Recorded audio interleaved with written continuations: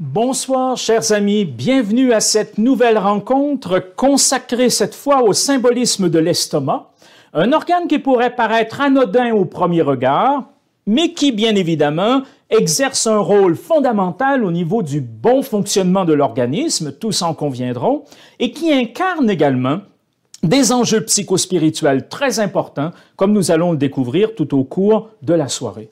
Alors ce sera, comme à chacune de nos rencontres, un grand plaisir de vous exposer quelques réflexions au sujet de ce dont cet organe est l'incarnation et ce à quoi il nous invite, tant sur un plan psychologique que spirituel. Alors nous allons procéder avec la même méthodologie que nous avons utilisée pour les organes précédents. Vous commencez à être familier avec cette méthodologie puisque nous menons déjà depuis plus d'un an une exploration passionnée des différents organes qui constituent le corps humain, toujours en employant la même méthode qui débute par la formulation de grandes questions fondamentales. Quelle est la forme générale de l'organe? Quelles sont les particularités macroscopiques et microscopiques qui le caractérisent? Ça constitue, si l'on veut, le volet anatomique. Puis, quelles sont ses fonctions emblématiques? Donc, on s'intéresse cette fois à la physiologie.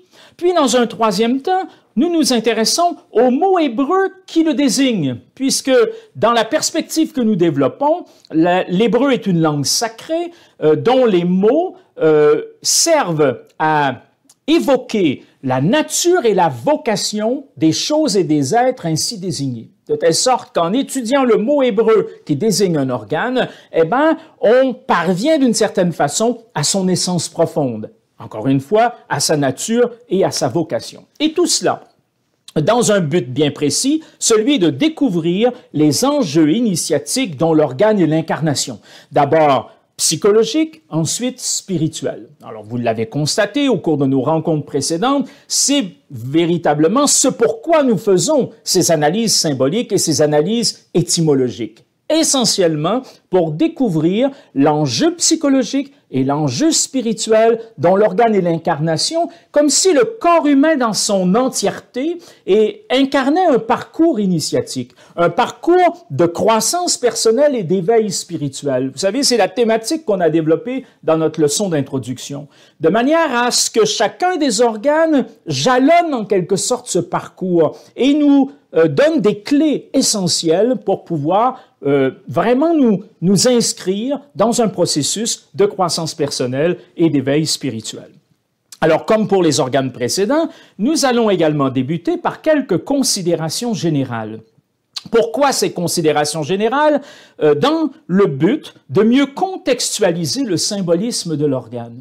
On a pu constater tout au cours de cette année qui s'achève, on a pu constater que l'univers des symboles est un univers très vaste et qu'un symbole peut être interprété dans plusieurs directions et qu'il est alors extrêmement intéressant d'avoir quelques points repères. Or, ces considérations générales nous permettent précisément d'avoir quelques-uns de ces points repères qui nous permettent de mieux contextualiser le symbolisme de l'organe grâce à des éléments complémentaires qui nous situent précisément dans l'univers de sens dans lequel s'inscrit l'organe étudié. Alors ce soir, nos considérations préliminaires vont s'articuler autour de trois pôles principaux. Alors, dans un premier temps, nous allons nous intéresser à l'appareil digestif supérieur, parce que l'estomac fait partie d'un ensemble complexe, d'un ensemble difficile à dissocier d'ailleurs, qu'est le système digestif.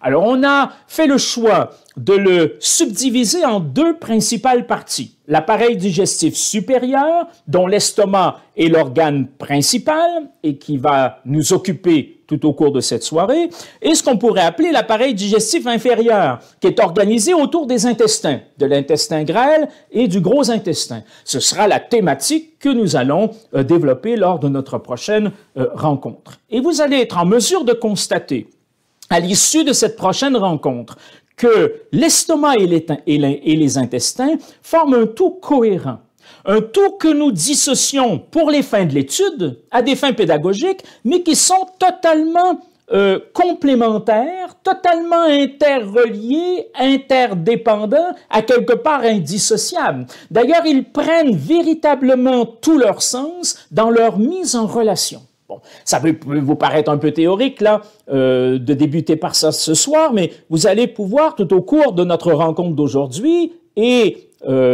s'ajoutant à cela notre prochaine rencontre, combien cela est vrai, à quel point l'estomac et les intestins sont indissociables. D'ailleurs, sur un plan médical, ils sont traités dans une branche à part entière qu'on appelle la gastro-entérologie. Et là encore, on ne sépare pas l'estomac des intestins, voyez-vous, ce qui montre qu'il y a déjà une complémentarité au niveau anatomique et physiologique. Mais ce qu'on va découvrir avec beaucoup de joie au cours de cette soirée et de la prochaine, c'est que ces deux organes, s'ils sont complémentaires sur un plan physiologique, ils sont également très étroitement liés sur un plan psychospirituel. Alors, nos premières considérations générales seront donc consacrées à l'appareil digestif supérieur dans le but de mieux contextualiser ce qu'incarne l'estomac.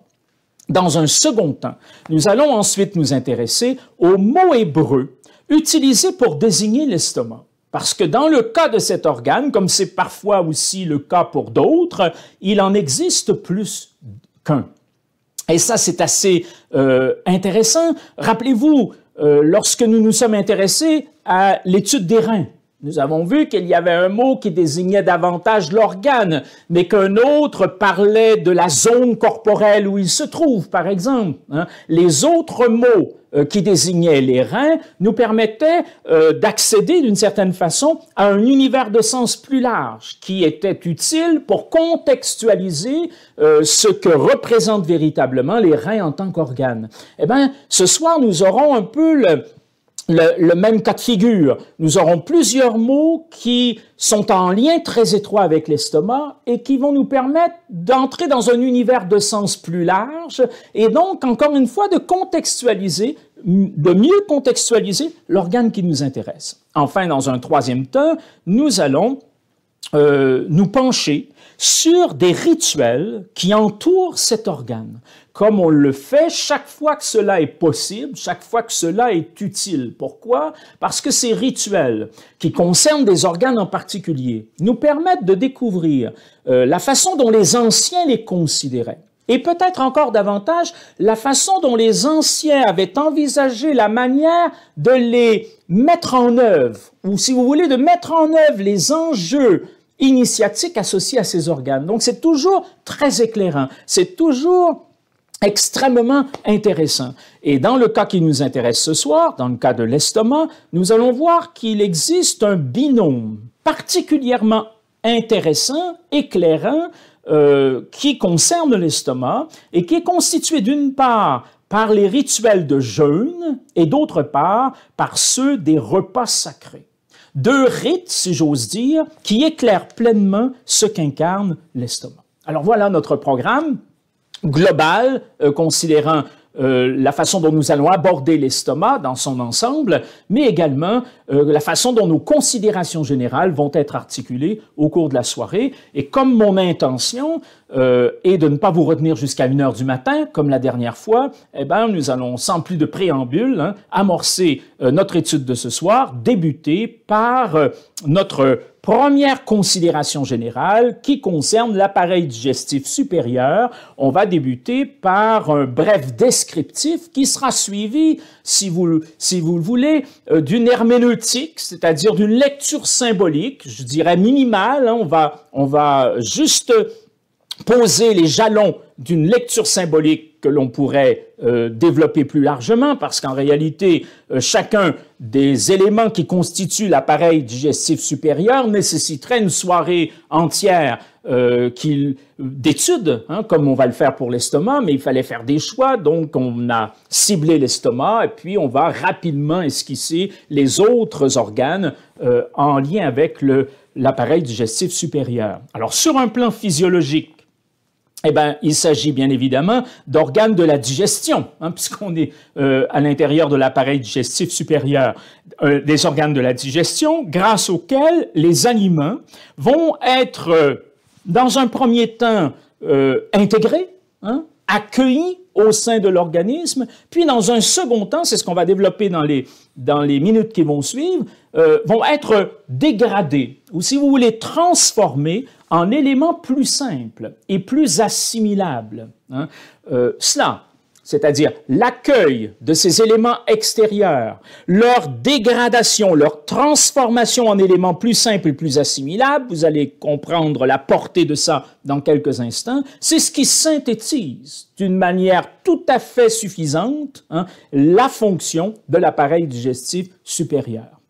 Au terme de quoi il s'agira ensuite d'assimiler ces éléments utiles et d'excréter ceux qui ne le sont pas, comme on va le découvrir le mois prochain dans notre étude des organes complémentaires qui sont plus spécifiquement associés à l'assimilation et à l'excrétion de certains de ces éléments. Or, la dégradation des aliments en éléments plus simples débute déjà au niveau de la bouche et se poursuit ensuite en différentes étapes où interviennent différents éléments qui y contribuent, différents organes qui y contribuent. Alors, on va débuter par la bouche, qui est cette cavité orale essentiellement constituée d'un espace creux. Et là, ce sont des mots très importants. On pourrait le dire d'ailleurs tout aussi bien de l'estomac. Un espace creux, dans le cas de la bouche qui est délimité latéralement par les joues, au-dessus par le palais mou, le palais osseux, en bas par le plancher de la bouche. Et tout cela constitue ce qu'on pourrait appeler un vestibule. Parfois, on parle du vestibule de la bouche, qui est effectivement limité par les joues et leur prolongement au niveau des lèvres, au dehors, et à l'intérieur par le palais mou, par le palais osseux et par le plancher de la bouche. Ajoutons à cela que cet espace creux contient notamment les gencives, les dents, les glandes salivaires et la langue, chacun de ces éléments exerçant des fonctions importantes comme nous le verrons. Alors, le système digestif dans son ensemble fait partie, et ça je pense que c'est important ce soir de le rappeler, fait partie de ce que nous appelons les organes de l'identité. Lorsque nous nous sommes rencontrés pour notre leçon d'introduction à cette étude du symbolisme du corps humain, j'ai beaucoup insisté sur le fait que nous allions établir 3 catégories d'organes. Les organes de l'identité, les organes de la relation et les organes de l'expérience spirituelle. Or, l'estomac, comme les intestins, comme l'ensemble des organes qui constituent le système digestif, font partie de ce qu'on appelle les organes de l'identité. Je vous les rappelle brièvement.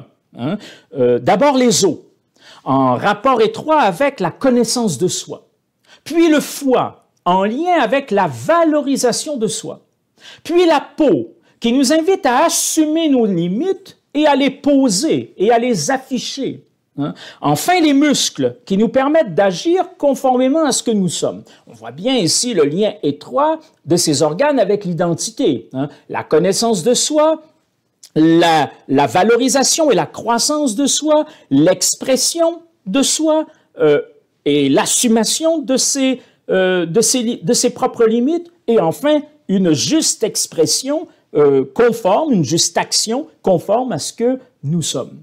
Mais pour que tout cela soit possible, pour que l'identité personnelle puisse se révéler, pour que l'identité personnelle puisse croître et s'exprimer pleinement, il y a nécessité d'un apport extérieur. Un apport extérieur est indispensable et c'est ce que le système digestif rend possible. C'est-à-dire que chacun des éléments qui constituent l'appareil digestif supérieur contribue à faire en sorte qu'un apport extérieur puisse venir nourrir cette identité pour qu'elle se révèle, pour qu'elle puisse pleinement s'exprimer, pour qu'elle puisse agir conformément à ce dont elle est porteuse.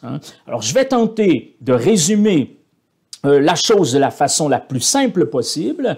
On va commencer par la bouche, bien sûr, et puis rapidement, on va se diriger